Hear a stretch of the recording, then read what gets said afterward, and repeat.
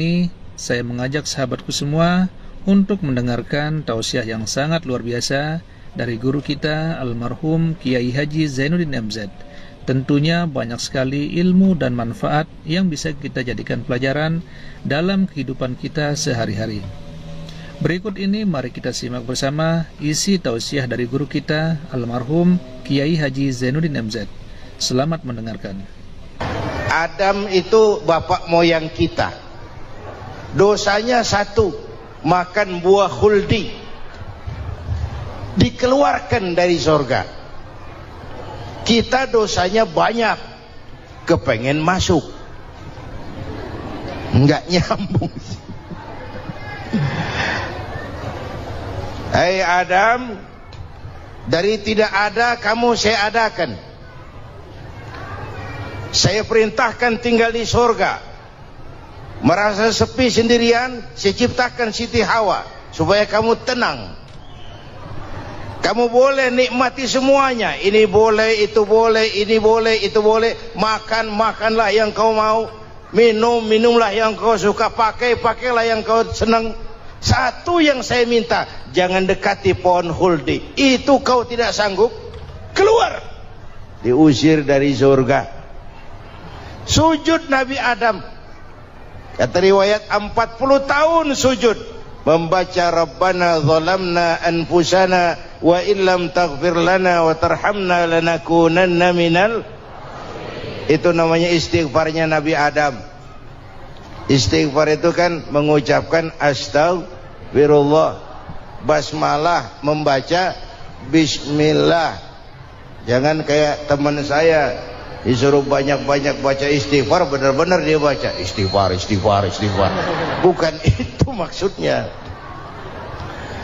Nah, maka salah satu amalan yang sangat dianjurkan di bulan Muharram ini memperbanyak istighfar. Tidak ada orangnya yang tidak. Ayo jujur, ini yang kumpul di sini semua, ada nggak yang nggak punya dosa? Yang merasa nggak punya dosa, ayo ke depan. Ada? Tidak ada. Setiap kita, entah kecil entah besar, sengaja terlupa, pasti mempunyai yang namanya khilaf dan salah.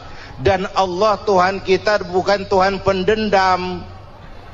Allah Tuhan kita Tuhan yang ramah dan rahmah.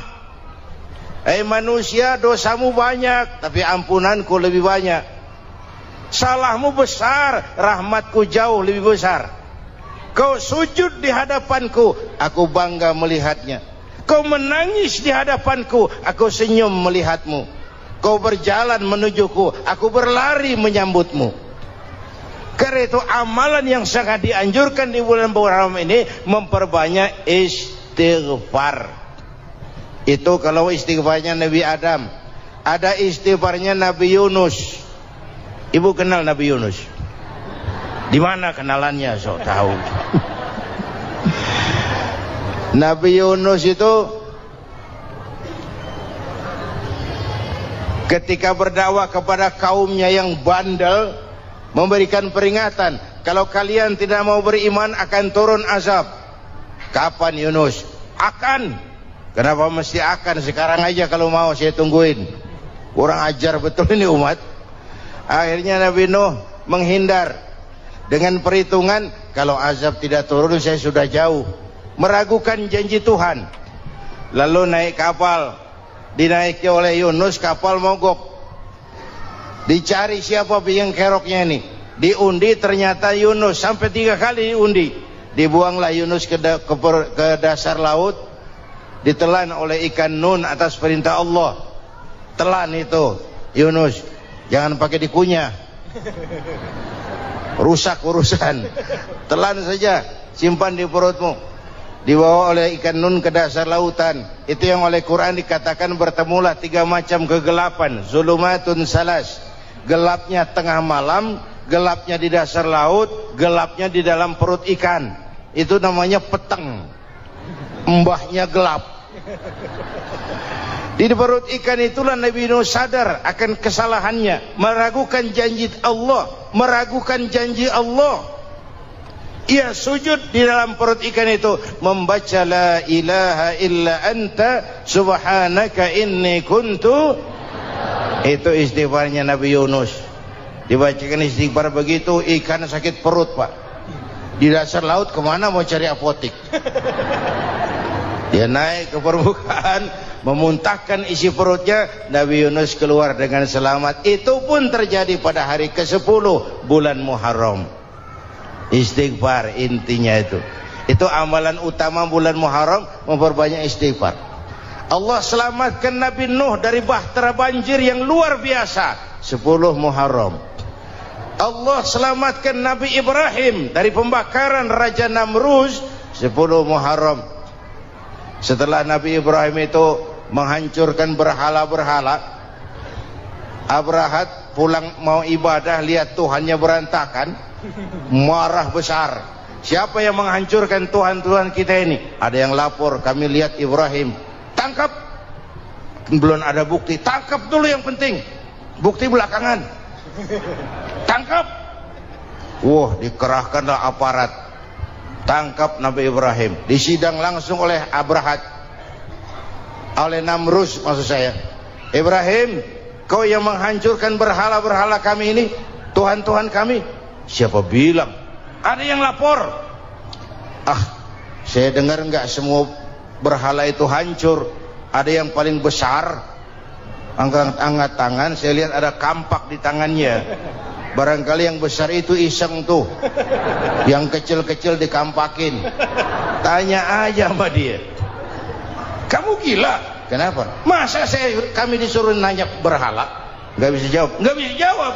Lah kenapa disembah? Lebih gila mana sih? Tahu nggak bisa jawab kenapa disembah? Kurang ajar kamu Ibrahim. Bakar, dibakar. Ketika Ibrahim dilempar ke kobaran api yang menggunung, Allah perintah api, ya naru kuni bardan wa salaman ala Ibrahim. Hai api, dinginlah sampean. Api Madura waktu itu Pak. Hai api, dinginlah sampean, selamatkan Ibrahim. Api tunduk kepada perintah Allah. Ibrahim masuk ke kobaran api, selembar rambut pun tidak terbakar. Kenapa? Apinya tunduk kepada perintah Allah. Kenapa? Karena Ibrahim orang yang takut kepada Allah. Api tunduk kepada perintah Allah. Kalau kita baca ayat itu, masuk ke api, mateng. Sudah hadirin yang saya muliakan, oleh karena itu selamatnya Ibrahim dari pembakaran Raja Namrud itu pun pada 10 Muharram, Yaumul Asyura, hari ke-10 dari bulan Muharram. Imedia. Bapak Ibu hadirin hadirat yang saya cintai, sebagian kecil tentang Nabi Adam, Nabi Ibrahim dan Nabi Yunus, tapi saya belum menceritakan tentang Nabi Nuh tadi. Mengulang kaji, Nabi Nuh salah seorang rasul yang masuk ulul azmi 5 besar. Karena memang perjuangannya menggambarkan satu usaha yang ulet dan luar biasa. Beliau diberi umur 950 tahun, lalu berdakwah selama 900 tahun, sore, pagi, siang, malam, dapat pengikut tidak lebih 80 orang. Rata-rata 10 tahun satu. Kalau saya minta berhenti aja jadi nabi Pak. Ustadz mana masih mau buka pesantren 10 tahun buka pesantren, yang nyantri cuma satu. Pedagang mana yang masih mau dagang 10 tahun dagang, yang beli satu. Pimpinan partai mana yang masih mau kampanye 10 tahun buka partai, yang nyoblos satu. Bangkrut. Umatnya bandel, kurang ajar, durjana, bajingan, tengik. Umatnya Nabi Nuh ini kalau diceramahi telinganya ditutup dengan tangannya. Nabi Nuh akhirnya rekes, Tuhan siang malam saya berdakwah kepada umat ini, Tiap kali saya sampaikan dakwahmu, mereka tutup telinganya dengan tangannya. Alergi dengar ceramah. Apa itu ceramah? Non profit. Saudara-saudara, jadi mau kamu gimana? Sudah Tuhan, habiskan saja orang kafir. Nanti kalau punya anak, anaknya pun kafir lagi. Lebih baik bapak moyangnya sikat habis. Biasanya kalau bapak kalong, anak kampret. Bapak nyolong, anak nyopet. Fotokopi gimana aslinya? Hampir habiskan saja. Itu mau kamu Iya. Oke. Nanti aku turunkan banjir buat kapal. Dengan apa saya harus buat kapal Ya dengan kayu, kata Tuhan. Kayunya dari mana Tuhan? Ya dari pohon. Pohonnya belum ada Tuhan. Ya tanam dulu. Bikin kapal kayunya nanam pohon. Apa artinya? Perjuangan perlu kesabaran. Sukses itu ada prosesnya. Nggak bisa simsalabim abracadabra lalu kita mau sukses. Semua ada prosesnya. Walaupun kenyataannya begitu. Sukses banyak bapaknya, gagal itu yatim. Kalau kita sukses banyak yang ngakuin. Yang baru ketemu pakai manggil encing. Ketemu baru, tapi sukses banyak bapaknya. Gagal yatim, nggak ada yang mau ngakuin kalau kita gagal itu.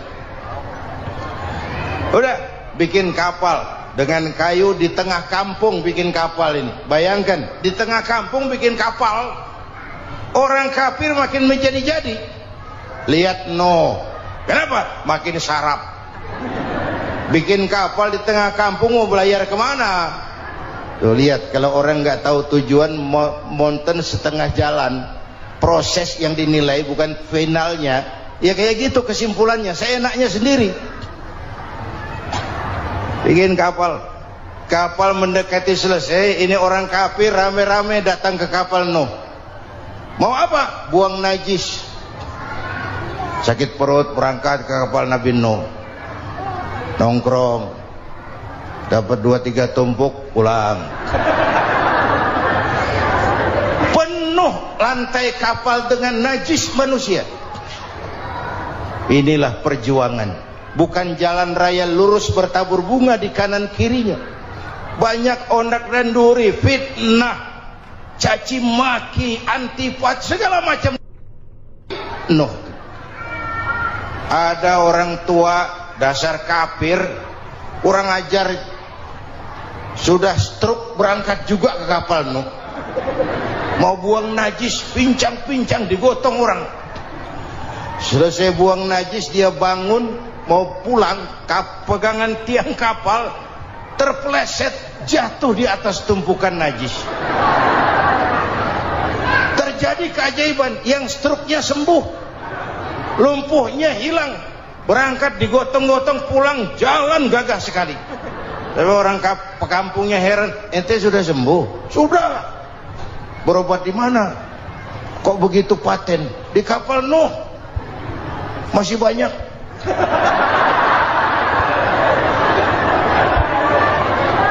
Yang berasa perlu obat bawa rantang,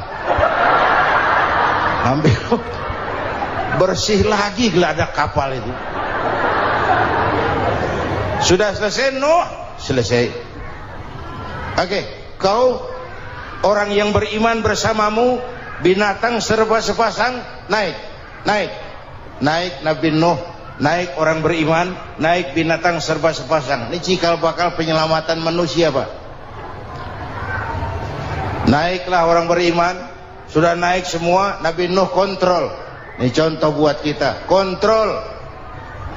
Sudah naik semua teman-teman, sudah. Pemimpin yang baik bukan cuma terima laporan di belakang meja.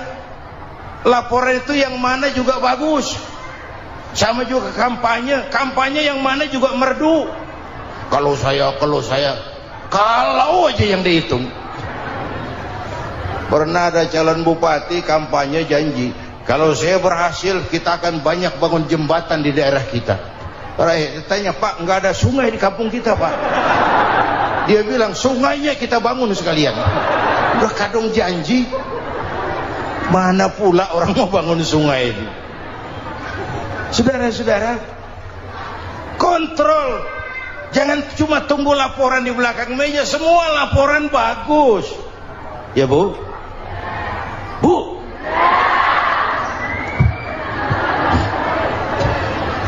Nabi Nuh kontrol. Sudah naik semua? Sudah Nuh. Pulan bin Pulan naik. Naik Nuh. Paimin bin Tukijo. Naik. Kami lihat naik. Ada orang Jawa juga, Kiai? Ada. Sudah kontrol. Kanan anak saya ikut nggak naik kapal? Kami tidak lihat itu Nuh. Kanan. Ini potret. Bapaknya aktif ke masjid, ibunya rajin ke majelis taklim, anaknya keleleran kemana-mana. Bukan di sini, di Prancis. Udah di sini insya Allah sama.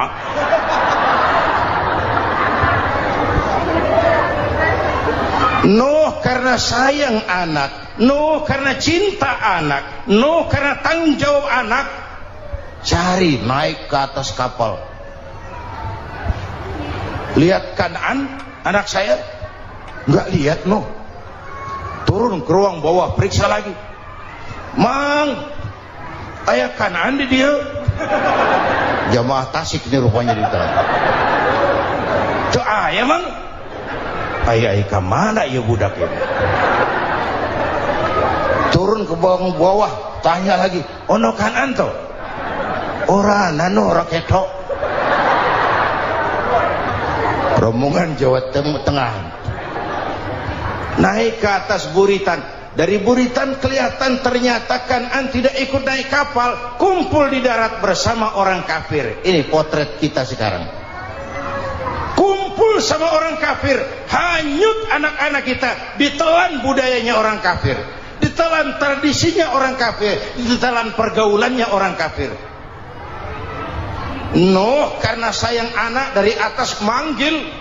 Dalam Quran dijelaskan itu. Karena Nabi Nuh di atas, Kanaan di bawah, teriak, ya bunayyar kam ma'ana. Begitu dalam Quran ayatnya. Coba ini pakai gaya memanggil supaya kelihatan kegambar, kira-kira Nuh manggilnya begitu. Ini namanya gaya dakwah, Pak. Kalau ceritanya datar nggak menarik. Maka Nuh memanggil Kanaan, ya bunayyar kam ma'ana. Kata yang dengar, ini gaya orang manggil, ya bunayyar kam ma'ana. Kanaan, kesini nak, naik kapal sama papi.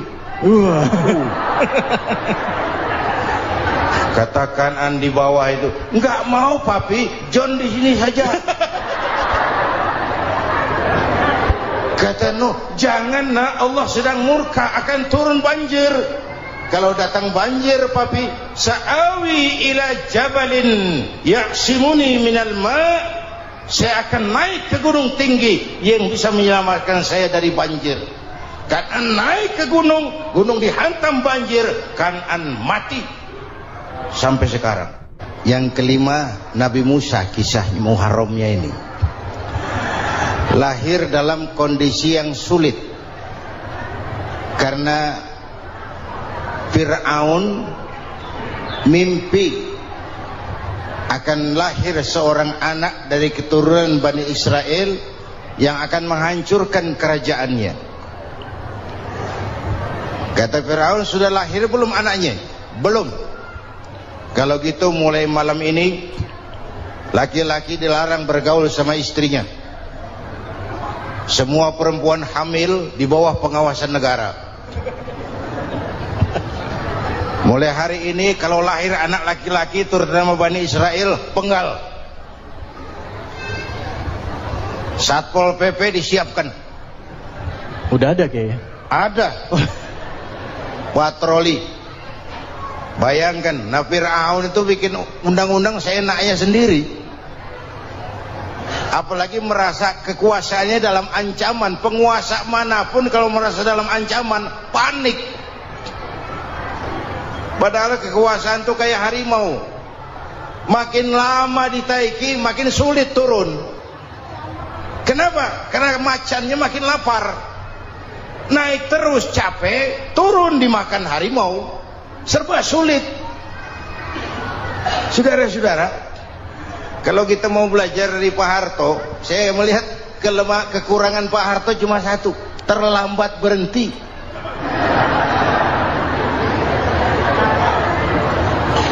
Terlambat berhenti. Di sekelilinginya banyak tukang-tukang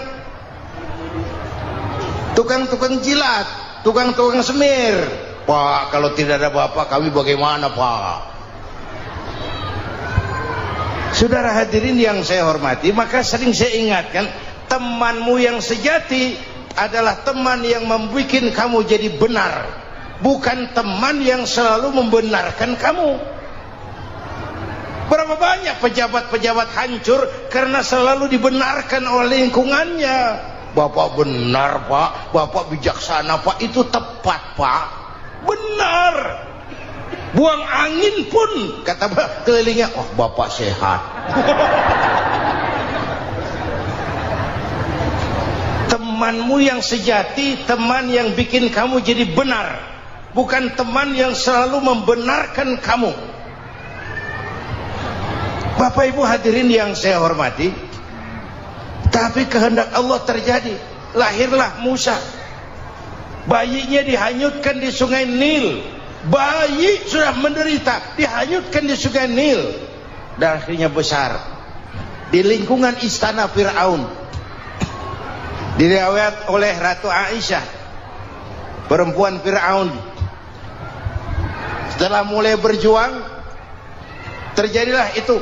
Musa dan pengikutnya dikejar oleh Fir'aun. Sampai di tepi laut, Allah wahyukan Musa, lempar tongkatmu ke laut. Dalam kondisi darurat, mukjizat tiada jalan. Kondisi darurat. Kalau tidak, mukjizat itu maunya Allah, bukan maunya Nabi.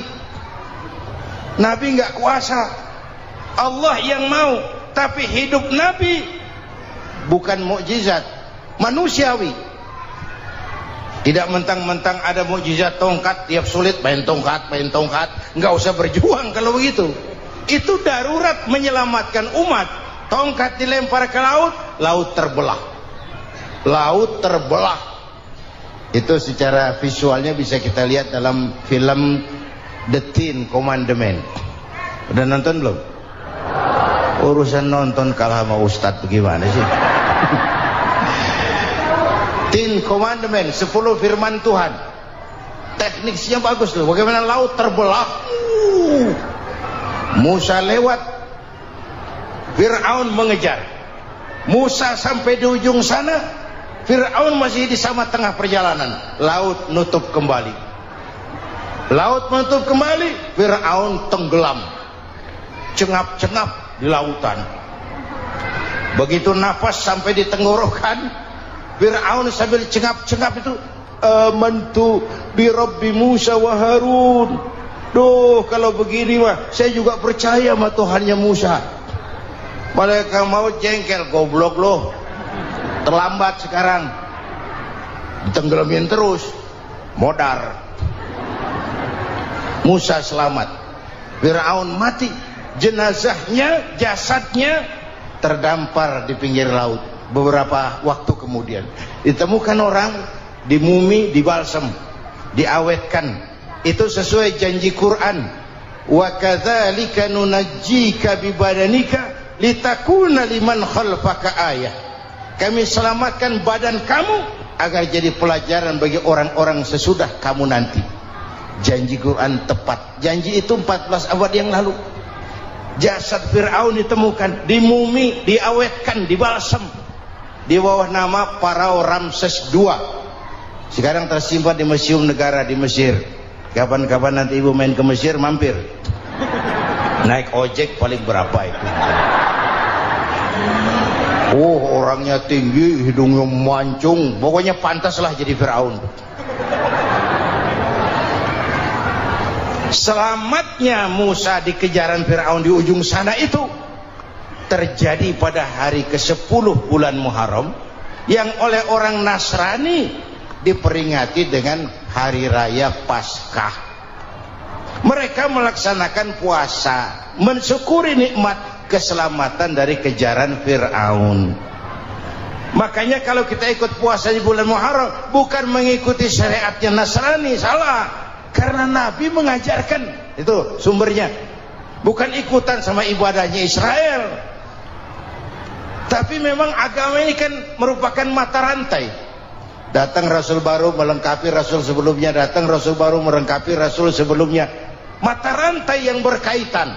Setelah Muhammad selesai, selesailah tugas Nabi dan Rasul. Selesailah misi Nabi dan Rasul. Tidak ada Nabi lagi sesudah Nabi Muhammad. Itu harga mati, titik. Gak ada kompromi. Siapapun sekarang ini nggak datang ngaku jadi Nabi, wajib tidak percaya. Wajib tidak percaya. Tapi kaitannya memang kita bilang Nasrani, orang bahasa Arab, bahasa Ibraninya Nazaret, Nasiroh, Nazaret. Itu beda dialek. Kita Daud, dia David.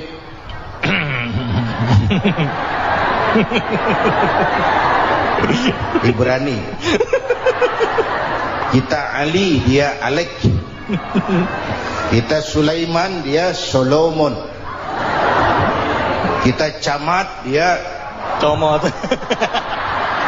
Ini yang ngomong ini comot sembarang. Ini dia. Bapak dan Ibu jamaah yang saya cintai, pertanyaan pertama, hijrah qalbiyah.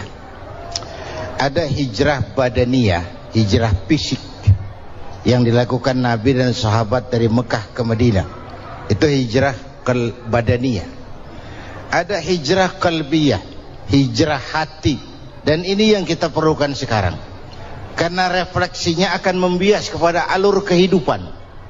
Kalau hati kita mau berhijrah, fisik akan ngikuti. Hijrah dari tempat, dari malas ibadah menjadi rajin ibadah. Hijrah dari maksiat kepada yang ma'ruf, dari berpecah belah menjadi bersatu. Hijrah seperti itu yang sangat kita perlukan. Subhanallah, sangat luar biasa apa yang sudah disampaikan oleh guru kita almarhum Kiai Haji Zainuddin MZ. Sahabat beriman yang dirahmati Allah, tetaplah di channel ini, jangan kemana-mana dulu karena tausiah ini belum selesai. Dan masih banyak lagi hal-hal menarik yang akan disampaikan oleh guru kita almarhum Kiai Haji Zainuddin MZ. Maka dari itu tetaplah di sini dan mari kita lanjutkan kembali. Selamat mendengarkan. Apalagi masyarakat ini paternalistik. Kita harus hijrah mental sekarang ini. Maka yang disampaikan tadi benar. Seorang ketua MK siap mengundurkan diri kalau terbukti anak buahnya terlibat suap. Itu walaupun siap, tapi sudah angin segar buat rakyat. Bahwa masih ada banyak insya Allah pejabat kita yang punya harga diri. Walaupun ada juga pejabat kita yang muka tembok, kulit badak, kuping kebo. Muka tembok, kulit badak, kuping kebo. Biasanya kalau kereta api tabrakan di negara-negara maju, Menteri Perhubungannya mundur. Di kita petugas palang pintu dipecat. Jauh sekali menteri sama petugas palang pintu. Yang benar-benar diadili yang krocok-krocok, kopral-kopral itu. Padahal hadisnya jelas, ar-rashi wal murtashi finnar. Yang nyuap dan yang nerima suap dua-duanya neraka. Kasus potret belakangan ini, yang nerima suap yang diuber, yang nyuap aman. Yang nyuap aman. Yang korupsi pajak dikecil-kecilin, yang ngemplang pajak aman. Padahal ngemplang pajaknya triliunan. Padahal dia sudah dikasih fasilitas oleh negara mengelola sumber daya alam negara yang artinya milik rakyat. Dia harus bayar pajak, uang pajaknya itu dikumpulkan bagi sebesar-besar kemakmuran rakyat. Itu tindakan merugikan rakyat. Karena itu betul, saya setuju, hijrah qalbi yang perlu kita lakukan sekarang. Hijrah hati. Kita ini bangsa Indonesia seperti timnas. Timnas sekarang anak-anak muda sudah berani pakai baju PSSI. Iya. Kenapa? Menang. Coba kalau kalah terus, nanti menang. Tapi bangsa Indonesia itu memang seperti timnas. Namanya kesebelasan. 11 orang. Walaupun ada pemain bintang, ya ada presiden, gubernur, menteri, itu bintang-bintang. Tapi bintang baru ada artinya kalau dibantu 10 pemain yang lain. Cristiano Ronaldo, siapa itu? Penyerang tengah Real Madrid, bintang. Lionel Messi, siapa lagi? Barcelona. Bercelana.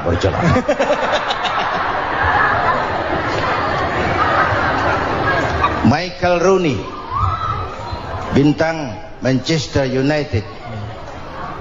Ronaldo baru bintang, Messi baru bintang kalau ada 10 pemain yang lain. Bagaimanapun hebatnya Cristiano Ronaldo, kalau sendirian lawan satu kesebelasan, babak belur. Itulah kita, bangsa Indonesia. Kita satu kesebelasan, harus saling memperkuat. Ada bangsa kita ini yang jadi jaksa, ada yang jadi hakim, ada yang jadi polisi. Itu posisi penyerang tengah, kiri luar, kanan dalam, back, striker, kiper, posisi. Tapi sadar kita satu kesebelasan, Bung. Jangan bikin gol ke gawang sendiri. Kalau punya bola bagus, operan dong sama temannya. Yang bisa menciptakan gol, operan. Ada yang jadi pengusaha besar, bagus boleh. Punya untung besar, operan. Kasih masjid, kasih pesantren, operan. Ini kesebelasan kita kalau punya bola, pelitnya setengah mati, Pak. Nggak mau ngoper. Bawa sendiri, mending bikin gol. Enggak. Kita ini satu kesebelasan. Satu sama lain harus saling memperkuat. Bahwa ada penyerang tengah, itu si posisi. Tapi kalau memang peluang memungkinkan, ayo dong operan. Saya iri sama kesebelasan Nasrani di Indonesia. Mereka kalau punya bola, operannya cakep. Gereja cepat selesai, rumah sakit Kristen cepat selesai. Kenapa? Operannya bagus. Kita ini kalau punya bola bawa sendiri, nggak mau ngoper, maka masjid nggak selesai-selesai. Madrasah banyak yang bocor, rumah sakit Islam kalah bersaing. Kenapa? Operannya berat. Ayo menyadari kita ini timnas, satu kesebelasan. Jangan menjegal kawan seiring, kawan sendiri dijegal. Sudah musuh terlalu kuat, gawang sendiri dijebol. Akhirnya terbalik kita ini. Ujian terberat telah diberikan Allah kepada para anbiya, kemudian para aulia, kemudian para ulama. Summal amsal fal amsal, ke bawah dan ke bawah. Diuji setiap orang menurut kekuatannya berpegang kepada agama. Kalau karena anak Melayu bilang, kalau takut dengan ombak, jangan berumah di tepi pantai. Kalau takut diterjang ombak, jangan berumah di tepi pantai. Kata ibu tadi, mau jadi pohon tinggi harus berani ketiup angin. Makin tinggi pohonnya, makin keras anginnya. Takut angin, jangan jadi pohon tinggi, jadilah rumput. Enggak ditiup angin, tapi diinjak kebo. Apa yang enggak ada resikonya? Apa yang enggak ada resikonya? Semua nabi, ada yang dihantam kekuasaan yang arogansi. Ibrahim berhadapan dengan Namrud. Musa berhadapan dengan Fir'aun. Ada yang diuji dengan berhadapan umat yang sangat kurang ajar. Ada yang diuji dengan gosip yang dahsyat. Nabi Yusuf digosipi sama Zulaikha itu. Nabi Yusuf Nabi Yusuf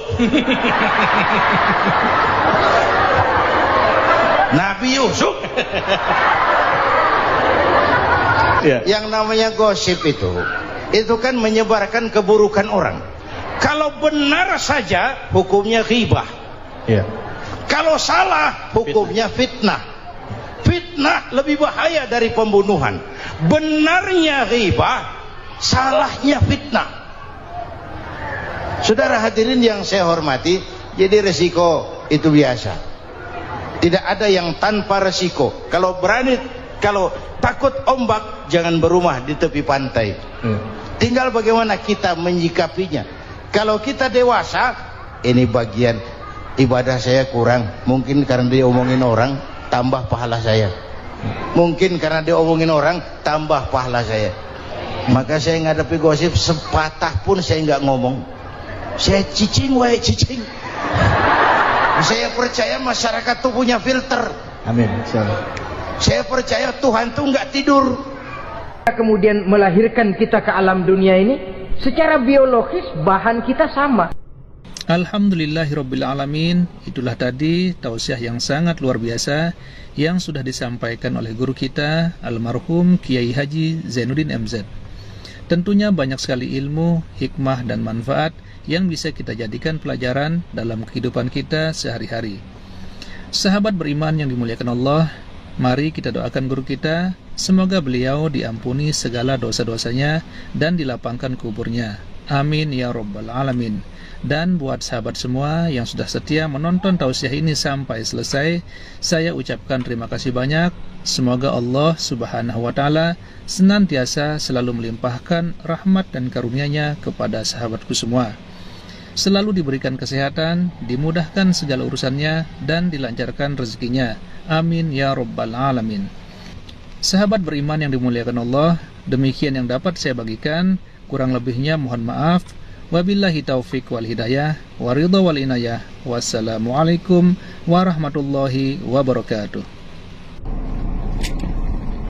Setelah kita mendengarkan kajian yang sangat luar biasa dari guru kita Al-Maghfurullah Kiai Haji Zainuddin MZ, sekarang mari kita lanjutkan aktivitas kita masing-masing. Semoga sahabat semua selalu diberikan kelancaran, diberikan kesehatan, dan dimudahkan segala urusannya. Amin ya rabbal alamin. Demikian yang dapat saya bagikan, kurang lebihnya mohon maaf. Sampai bertemu lagi di kajian-kajian berikutnya. Salam sukses selalu. Assalamualaikum warahmatullahi wabarakatuh.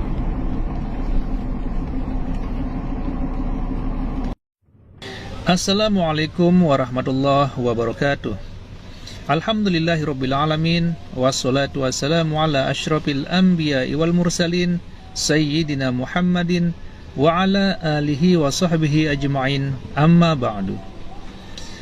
Sahabat beriman yang dimuliakan Allah, alhamdulillah kita bertemu lagi di channel ini. Doa dan harapan saya, semoga sahabatku semua selalu diberikan kesehatan, dimudahkan segala urusannya, dan dilancarkan rezekinya. Amin ya rabbal alamin. Pada kesempatan yang berbahagia ini, saya mengajak sahabatku semua untuk mendengarkan tausiah yang sangat luar biasa dari guru kita almarhum Kiai Haji Zainuddin MZ. Tentunya banyak sekali ilmu dan manfaat yang bisa kita jadikan pelajaran dalam kehidupan kita sehari-hari. Berikut ini mari kita simak bersama isi tausiah dari guru kita almarhum Kiai Haji Zainuddin MZ. Selamat mendengarkan. Adam itu bapak moyang kita. Dosanya satu, makan buah khuldi, dikeluarkan dari surga. Kita dosanya banyak, kepengen masuk, nggak nyambung. Hai Adam, dari tidak ada kamu saya adakan. Saya perintahkan tinggal di surga. merasa sepi sendirian, saya ciptakan Siti Hawa supaya kamu tenang. Kamu boleh nikmati semuanya. Ini boleh, itu boleh, ini boleh, itu boleh. Makan, makanlah yang kau mau. Minum, minumlah yang kau suka. Pakai, pakailah yang kau senang. Satu yang saya minta, jangan dekati pohon huldi. Itu kau tidak sanggup, keluar. Diusir dari surga. Sujud Nabi Adam. Kata riwayat 40 tahun sujud.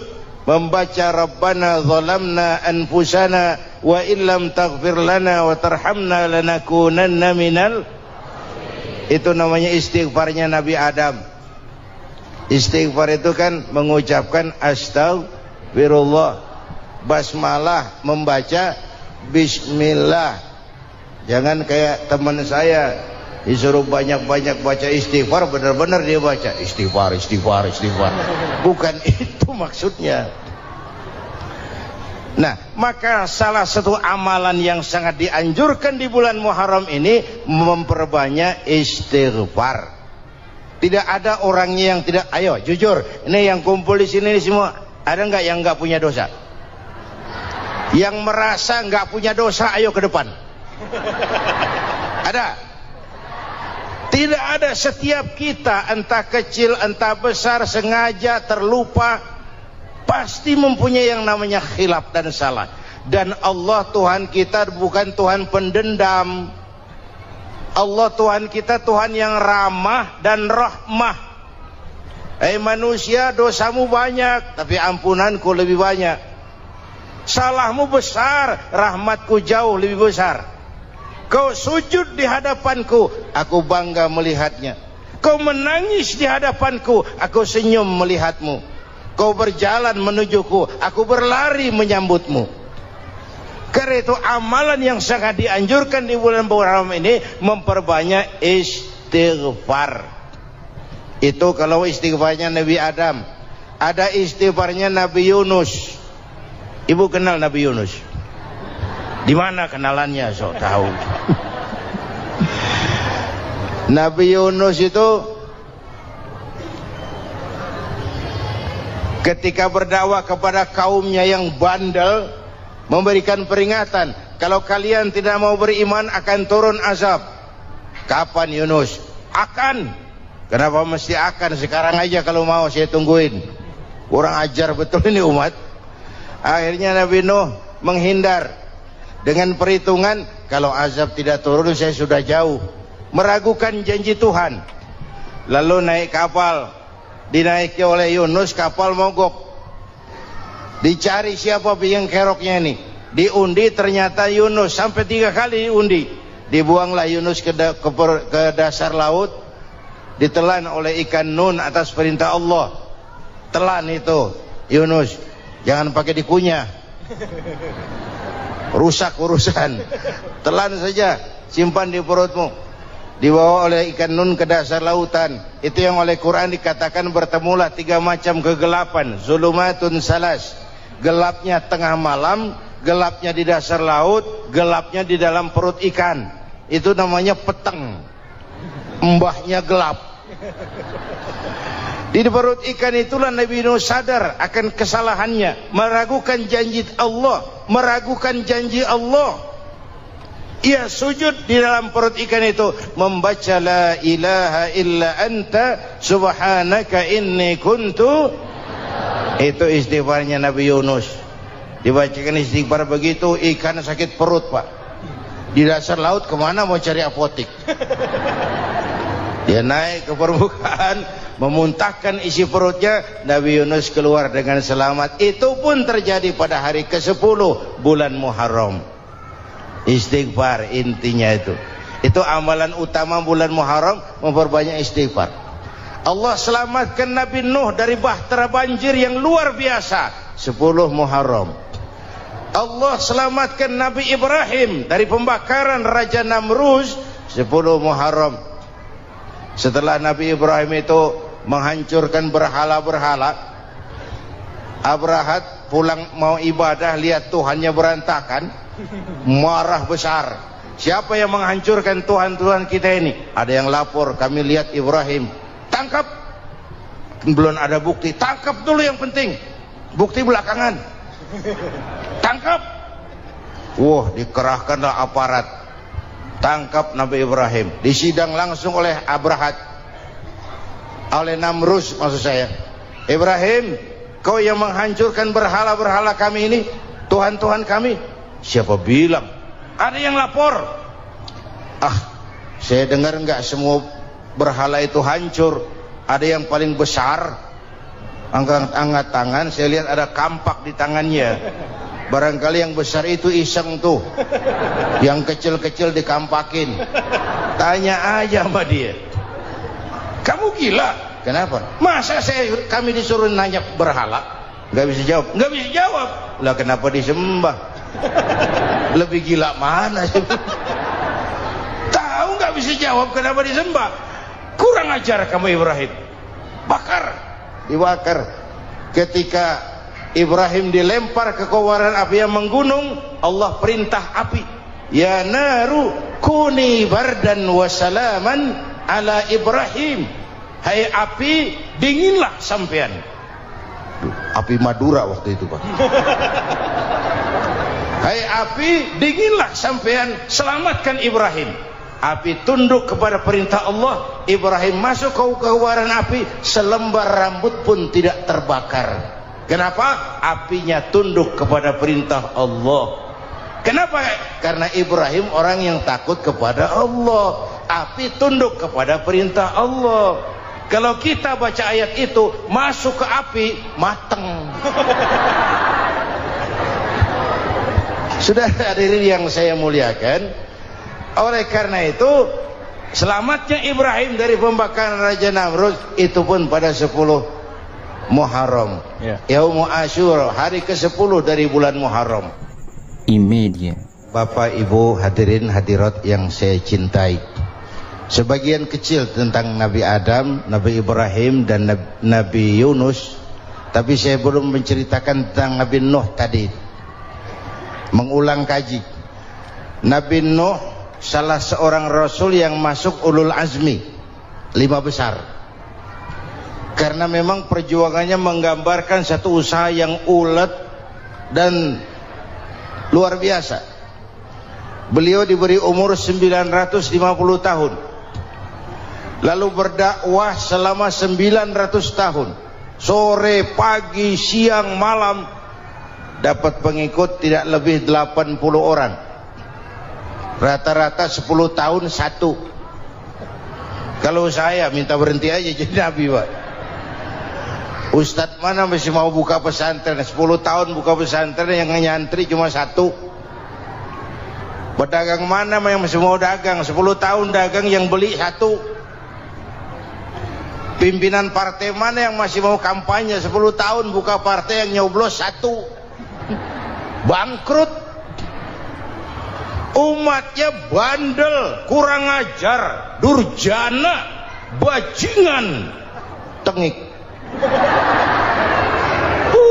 Umatnya Nabi Nuh ini kalau diceramahi telinganya ditutup dengan tangannya. Nabi Nuh akhirnya rekes, Tuhan siang malam saya berdakwah kepada umat ini, tiap kali saya sampaikan dakwahmu mereka tutup telinganya dengan tangannya, alergi dengar ceramah. Apa itu ceramah? Non profit.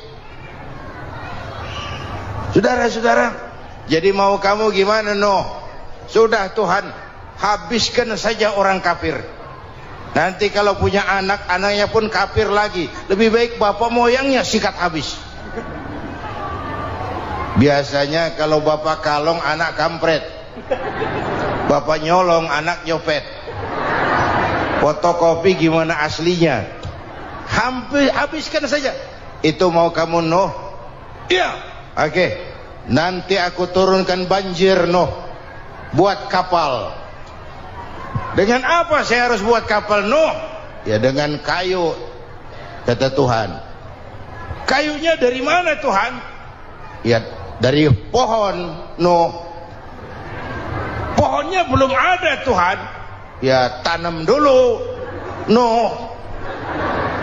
Bikin kapal, kayunya nanam pohon. Apa artinya? Perjuangan perlu kesabaran.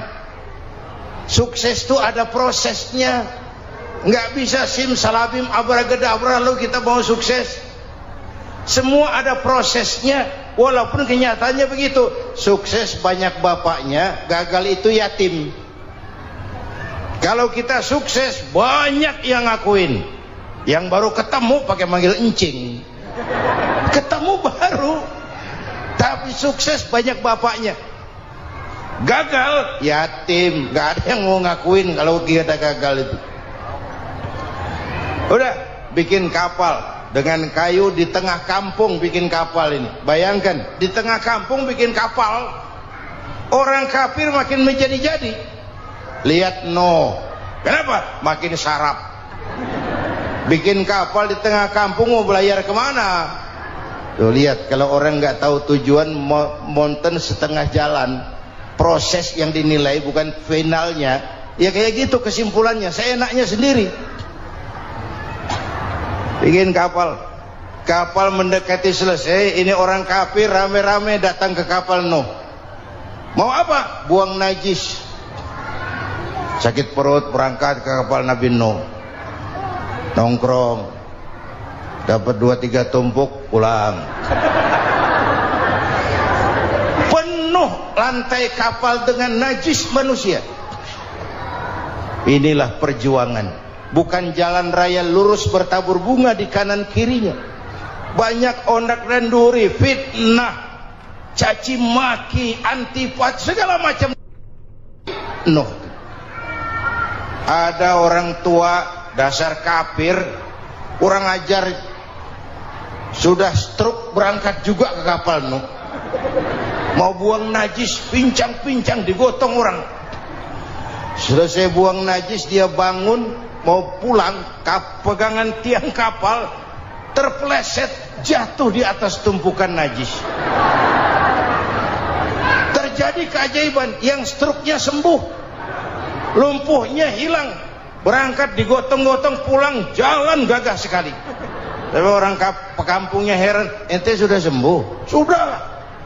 Berobat di mana? Kok begitu paten? Di kapal Nuh. Masih banyak.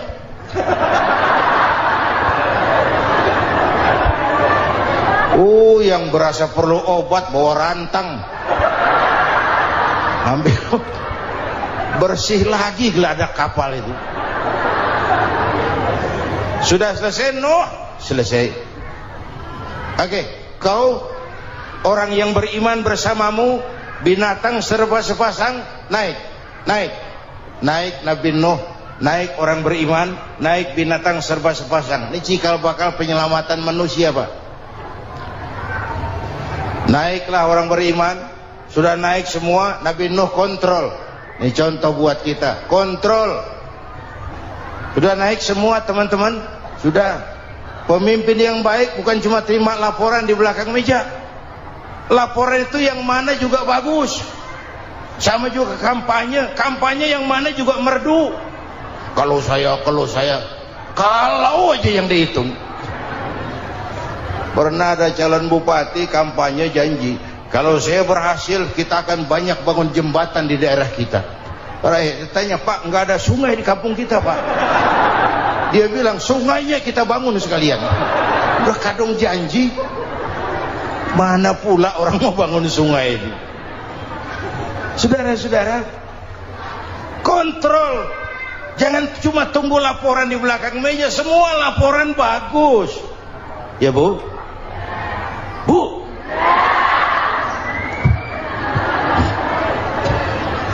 Nabi Nuh kontrol. Sudah naik semua? Sudah Nuh. Pulan bin Pulan naik Nuh. Paimin bin Tukijo naik. Kami lihat naik. Ada orang Jawa juga kayaknya. Ada. Sudah kontrol. Kanan anak saya ikut nggak naik kapal? Kami tidak lihat itu Nuh. Kanan. Ini potret. Bapaknya aktif ke masjid, ibunya rajin ke majelis taklim, anaknya keleleran kemana-mana. Bukan di sini, di Prancis. Udah di sini insya Allah sama.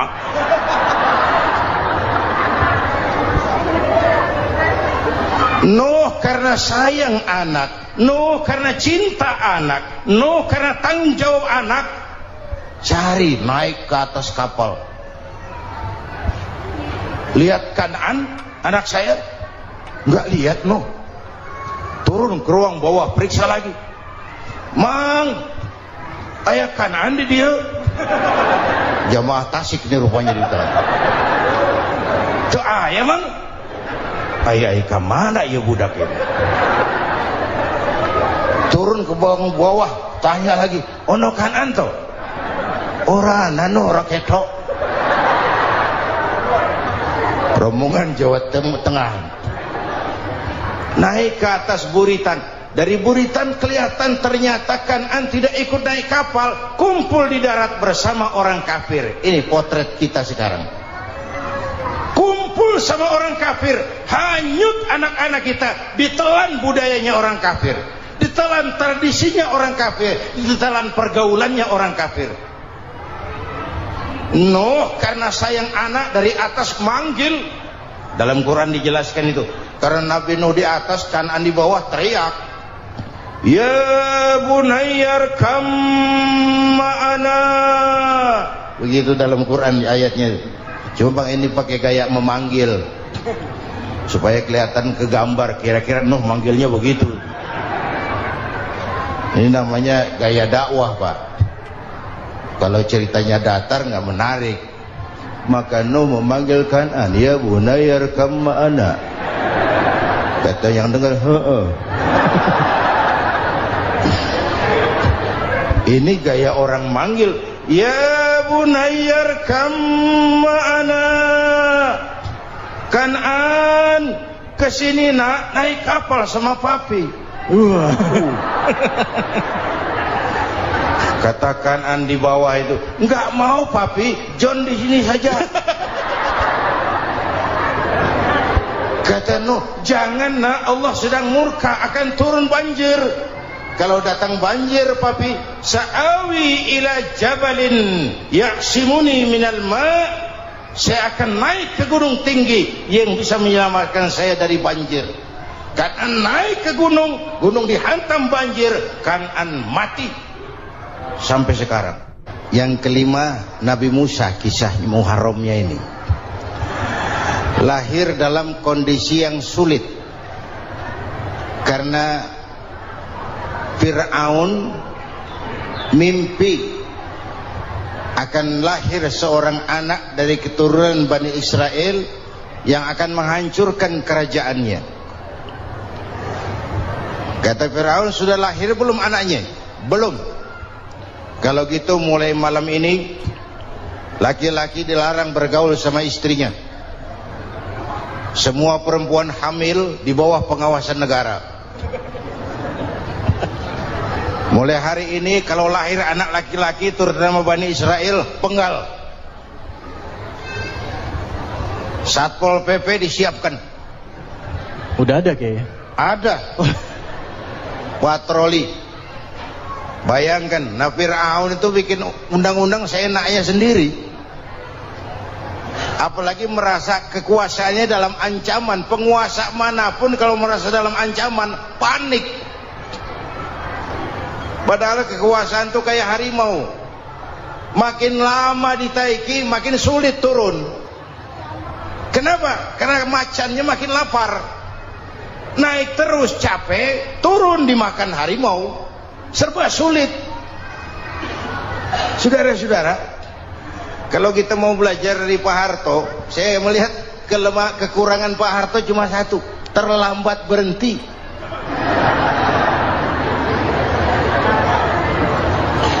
Terlambat berhenti. Di sekelilinginya banyak tukang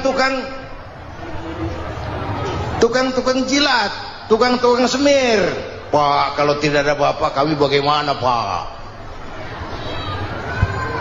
Saudara hadirin yang saya hormati, maka sering saya ingatkan, temanmu yang sejati adalah teman yang membuat kamu jadi benar, bukan teman yang selalu membenarkan kamu.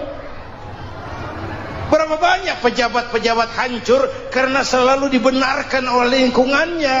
Bapak benar Pak, Bapak bijaksana Pak, itu tepat Pak, benar. Buang angin pun kata kelilingnya, oh Bapak sehat. Temanmu yang sejati, teman yang bikin kamu jadi benar, bukan teman yang selalu membenarkan kamu. Bapak Ibu hadirin yang saya hormati, tapi kehendak Allah terjadi. Lahirlah Musa, bayinya dihanyutkan di sungai Nil. Bayi sudah menderita, dihanyutkan di sungai Nil, dan akhirnya besar di lingkungan istana Fir'aun. Diriwayat oleh Ratu Aisyah, perempuan Fir'aun, setelah mulai berjuang, terjadilah itu. Musa dan pengikutnya dikejar oleh Fir'aun. Sampai di tepi laut, Allah wahyukan Musa, lempar tongkatmu ke laut. Dalam kondisi darurat, mukjizat tiada jalan. Kondisi darurat. Kalau tidak, mukjizat itu maunya Allah, bukan maunya Nabi. Nabi nggak kuasa, Allah yang mau. Tapi hidup Nabi bukan mukjizat, manusiawi. Tidak mentang-mentang ada mukjizat tongkat, tiap sulit main tongkat, nggak usah berjuang kalau begitu. Itu darurat menyelamatkan umat. Tongkat dilempar ke laut, laut terbelah. Laut terbelah. Itu secara visualnya bisa kita lihat dalam film The Ten Commandments. Udah nonton belum? Urusan nonton kalah sama Ustadz bagaimana sih? Ten Commandments, 10 firman Tuhan. Tekniknya bagus loh. Bagaimana laut terbelah. Musa lewat, Fir'aun mengejar. Musa sampai di ujung sana, Fir'aun masih di sama tengah perjalanan. Laut nutup kembali. Laut menutup kembali, Fir'aun tenggelam, cengap-cengap di lautan. Begitu nafas sampai di tenggorokan, Fir'aun sambil cengap-cengap itu, amantu bi Rabbi Musa wa Harun. Duh, kalau begini mah saya juga percaya sama Tuhannya Musa. Malaikat maut jengkel, goblok loh, terlambat sekarang, ditenggelamin terus, modar. Musa selamat, Fir'aun mati, jenazahnya, jasadnya terdampar di pinggir laut. Beberapa waktu kemudian ditemukan orang, dimumi, dibalsem, diawetkan. Itu sesuai janji Quran, wa kadzalika nunajjika bi badanika litakuna liman khalfaka ayah. Kami selamatkan badan kamu agar jadi pelajaran bagi orang-orang sesudah kamu nanti. Janji Quran tepat. Janji itu 14 abad yang lalu. Jasad Fir'aun ditemukan, dimumi, diawetkan, dibalsem di bawah nama Farao Ramses II. Sekarang tersimpan di Museum Negara di Mesir. Kapan-kapan nanti ibu main ke Mesir, mampir. Naik ojek paling berapa itu? Oh, orangnya tinggi, hidungnya mancung, pokoknya pantaslah jadi Fir'aun. Selamatnya Musa di kejaran Fir'aun di ujung sana itu terjadi pada hari ke-10 bulan Muharram, yang oleh orang Nasrani diperingati dengan hari raya Paskah. Mereka melaksanakan puasa, mensyukuri nikmat keselamatan dari kejaran Fir'aun. Makanya kalau kita ikut puasa di bulan Muharram, bukan mengikuti syariatnya Nasrani, salah. Karena Nabi mengajarkan, itu sumbernya, bukan ikutan sama ibadahnya Israel. Tapi memang agama ini kan merupakan mata rantai. Datang Rasul baru melengkapi Rasul sebelumnya, datang Rasul baru melengkapi Rasul sebelumnya. Mata rantai yang berkaitan. Setelah Muhammad selesai, selesailah tugas Nabi dan Rasul. Selesailah misi Nabi dan Rasul. Tidak ada Nabi lagi sesudah Nabi Muhammad. Itu harga mati, titik. Gak ada kompromi. Siapapun sekarang ini nggak datang ngaku jadi Nabi, wajib tidak percaya. Wajib tidak percaya. Tapi kaitannya memang kita bilang Nasrani, orang bahasa Arab, bahasa Ibraninya Nazaret, Nasiroh, Nazaret. Itu beda dialek. Kita Daud, dia David.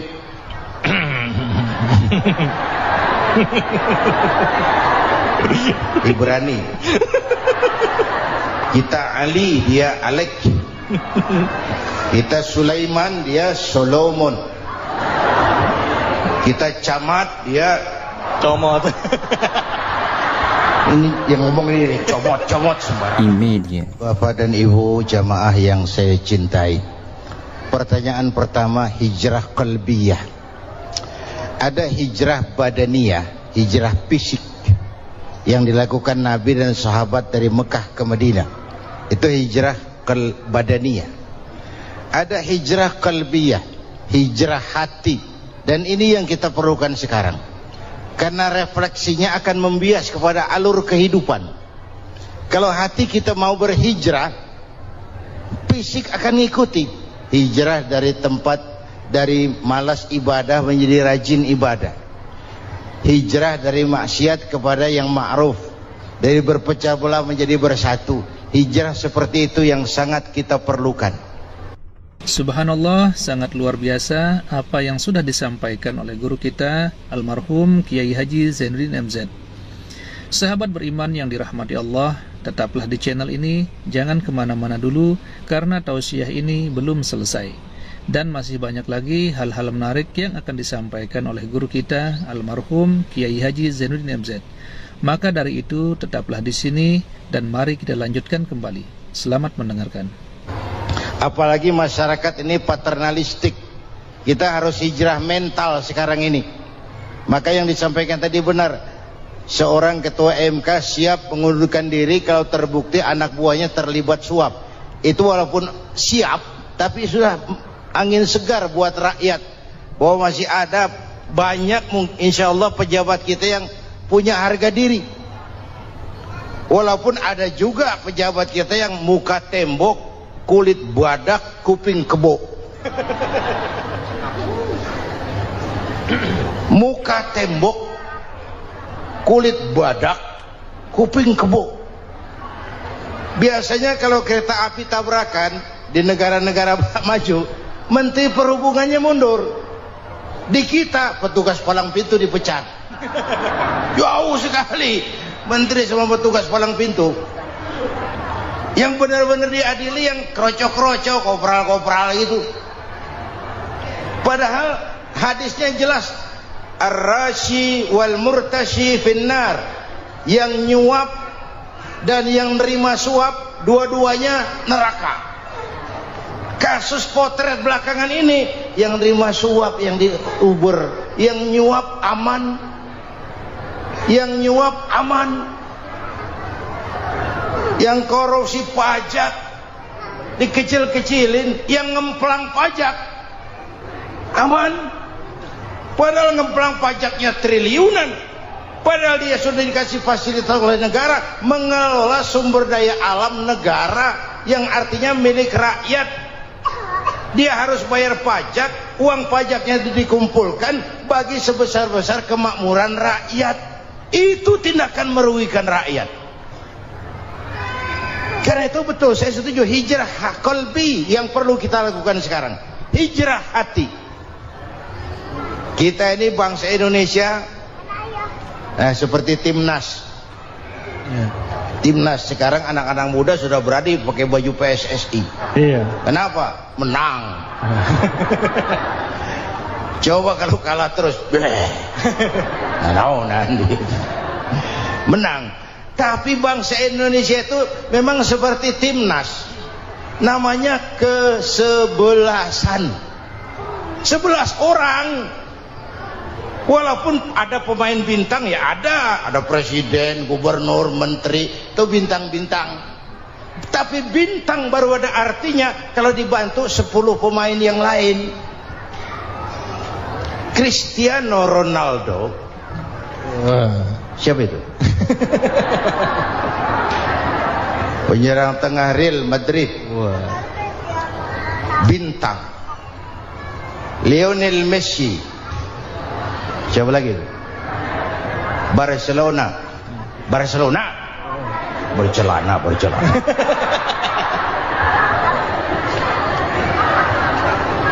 Michael Rooney, bintang Manchester United. Ronaldo baru bintang, Messi baru bintang kalau ada 10 pemain yang lain. Bagaimanapun hebatnya Cristiano Ronaldo, kalau sendirian lawan satu kesebelasan, babak belur. Itulah kita, bangsa Indonesia. Kita satu kesebelasan, harus saling memperkuat.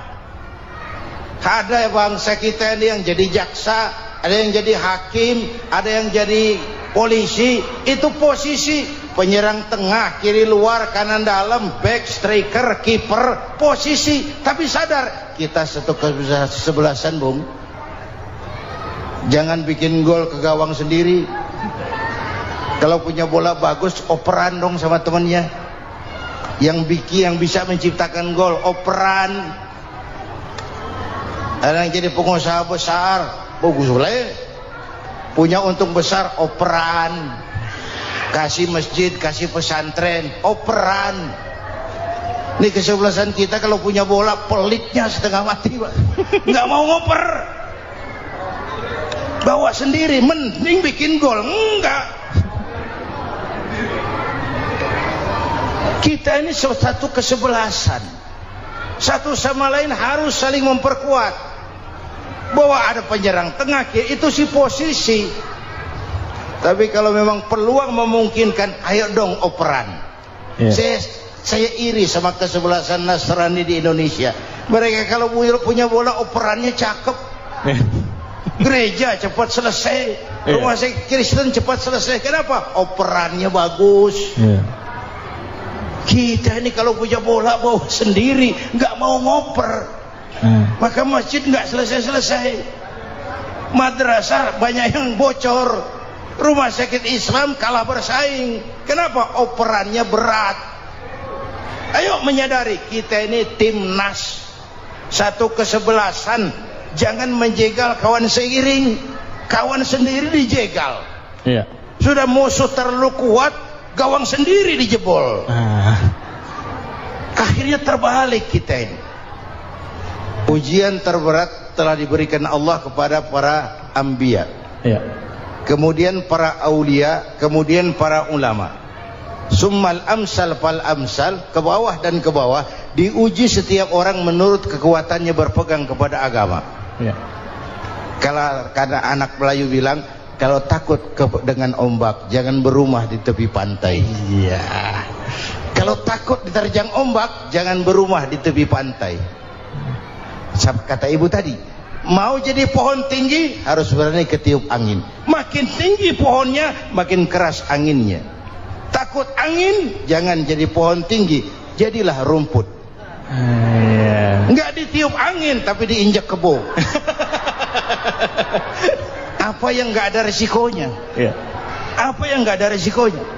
Semua nabi ada yang dihantam kekuasaan yang arogansi. Ibrahim berhadapan dengan Namrud. Musa berhadapan dengan Fir'aun. Ada yang diuji dengan berhadapan umat yang sangat kurang ajar. Ada yang diuji dengan gosip yang dahsyat. Nabi Yusuf digosipi sama Zulaikha itu. Nabi Yusuf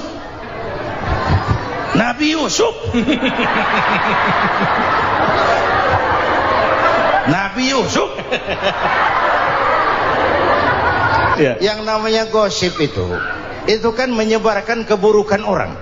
Kalau benar saja hukumnya ghibah. Kalau salah hukumnya fitnah. Fitnah lebih bahaya dari pembunuhan. Benarnya ghibah, salahnya fitnah. Saudara hadirin yang saya hormati, jadi resiko itu biasa. Tidak ada yang tanpa resiko. Kalau takut ombak, jangan berumah di tepi pantai. Tinggal bagaimana kita menyikapinya. Kalau kita dewasa, ini bagian ibadah saya kurang, mungkin karena dia omongin orang. tambah pahala saya. Mungkin karena diomongin orang, tambah pahala saya. Maka saya ngadapi gosip sepatah pun saya nggak ngomong. Saya cicing, wae cicing. Saya percaya masyarakat tuh punya filter. Amin. Saya percaya Tuhan tuh nggak tidur. Kemudian melahirkan kita ke alam dunia ini, secara biologis bahan kita sama.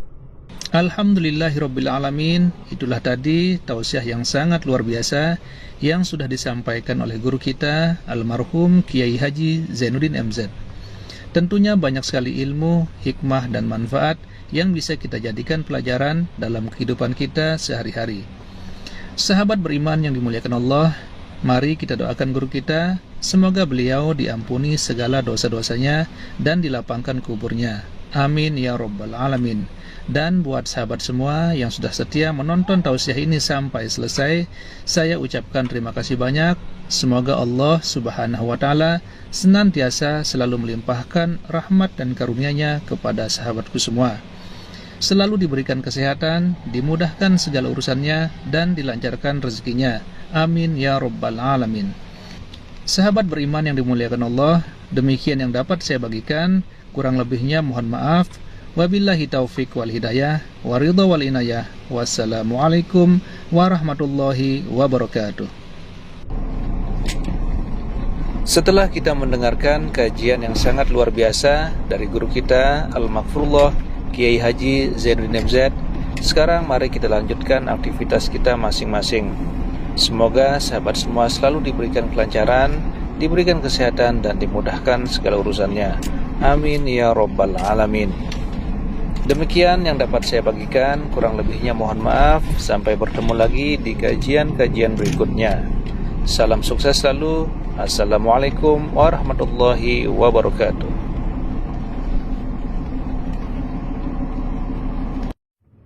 Assalamualaikum warahmatullahi wabarakatuh. Alhamdulillahirrabbilalamin. Wassalatu wassalamu ala ashrafil anbiya wal mursalin Sayyidina Muhammadin wa ala alihi wa sahbihi ajma'in, amma ba'du. Sahabat beriman yang dimuliakan Allah, alhamdulillah kita bertemu lagi di channel ini.